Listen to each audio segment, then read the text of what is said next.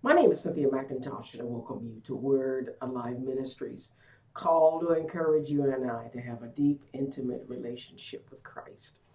On today, I want to share a word with you from Deuteronomy chapter 8, verse 2 through 5. I want to start out by reading the text to you in the New King James Version. Listen to this. It says, "And you shall remember that the Lord your God led you all the way these 40 years in the wilderness to humble you and test you, to know what was in your heart, whether you would keep his commandments or not. And he humbled you and allowed you to hunger and fed you with manna which you did not nor your fathers know, that he might make you know that man shall not live by bread alone, but by every word that proceeds out of the mouth of the Lord. Your garments did not wear out on you, nor did your foot swell these 40 years. You should know in your heart that as a man chastens his son, so that your Lord, your God, chastens you." Today, I want to start out by giving you some background on this text. You see the story of the Israelites when they were in what I call in between blessings.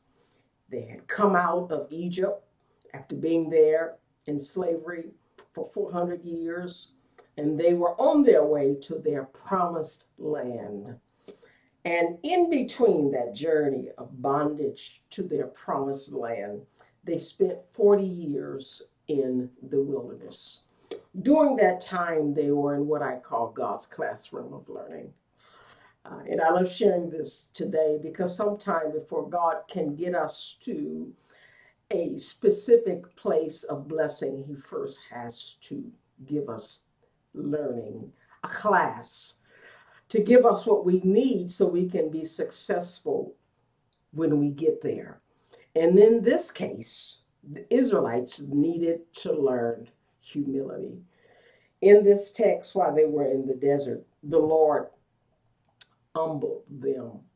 What does the word humble mean? Because this word humble is in the verb form, which means God acted upon them, did something to them to cause them. And this is what humility means. This is what it means to be humbled by the Lord, to have your confidence reduced in yourself, but increased in the Lord, where you have less confidence in yourself. And this is why is this important? Because it takes the Lord to carry the weight of his promises. We must take ourselves out of the lead position and put God first. But that's something you must learn to do. Many of us are go-getters. We try to think our way through it, work our way through it. And God wants us to learn to put him first and focus on him. Oh, yes, yes. And that takes me to my theme for this text, that sometime God will take something from you to give something to you. Yes, he'll take something from you to give something to you. And in this text, what God wanted to give his people and to give to you, a stronger faith to trust him. And what he does to get that strong faith, he'll take something from you. In this case, what did he take from them? He said he humbled you and allowed you to hunger. He took their diet from the land of Egypt. Living in the desert, you cannot plant seed and raise your food. And so, you know what he did?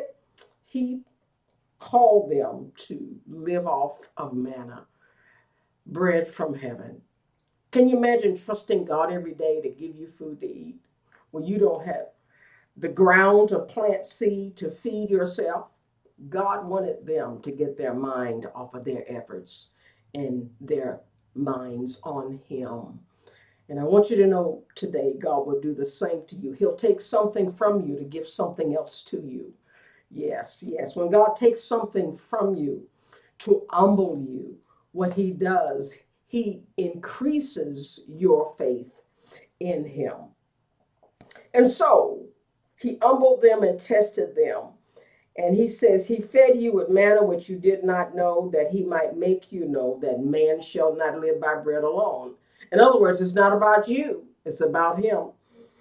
But man lives by every word that proceeds out of the mouth of God. Yeah, God's very concerned that we listen to him in our seasons of promises being fulfilled, that new place, that new job, that new home, that new marriage. Oh yes, that new home, that new house. Oh yes, that baby, that promotion on that job, that ministry, that business. God teaches us so that we have the faith to keep what he's given to us. He humbles us. And so there's seasons, painful seasons. Oh, yes. Well, the Lord will allow us to lack things that we think we need. Listen to this. He'll let you lose your job with bills to pay. He will let you lose your sense of security with the death of family, friends, parents, siblings. He will let your income decrease uh, amidst inflation and recession.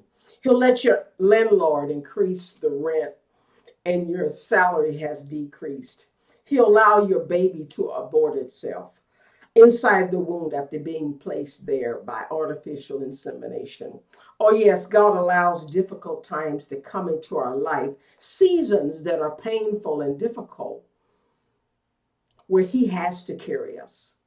He has to strengthen us. Again, my theme today is God will take something from you to give something to you. He takes things from you for seasons to teach you and to build your faith in you. Difficult times, beloveds, are relationship building times with the Lord. Difficult times are relationship building seasons between you and the Lord. He doesn't do it to punish you, he does it to bless you. Something is missing that you enjoy. In the case of the Israelites, when they were living in the desert, they missed having seed to plant in the ground to provide food for themselves. They missed having clothing to wear. Yes, different sets of clothing. Their clothing lasted 40 years. It's like God wanted their attention totally on him so that they could understand what it means to really put God first. God wants you to put him first in every great season of blessing that he has for you. To hearts just like the Israelites did. You have a promised land. You have places where you must go. And in order for you to be successful, you must learn to trust the Lord. He doesn't want you to get there and depend on yourself. He wants you to depend on him.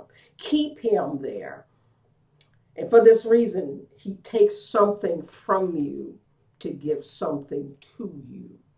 Your painful times are just preparation times for times when God is going to promote you and position you in places of power, prestige. He's going to give you an empire with empire privileges. Yes, many of you that I'm talking to right now, God is going to set you free from seasons of being affected by the mindset of slavery. Yes, slavery makes you dependent on your enslaver. And the Jews, the Israelites, had to learn to take their mind off of being enslaved to their minds on being free. And the key to their freedom was in the Lord. Yes. He whom the Father sets free is free indeed. He builds you up for the place he's going to send you. And to get there, he will take something from you to give something to you. And that great thing that he's going to give you is a greater faith in him.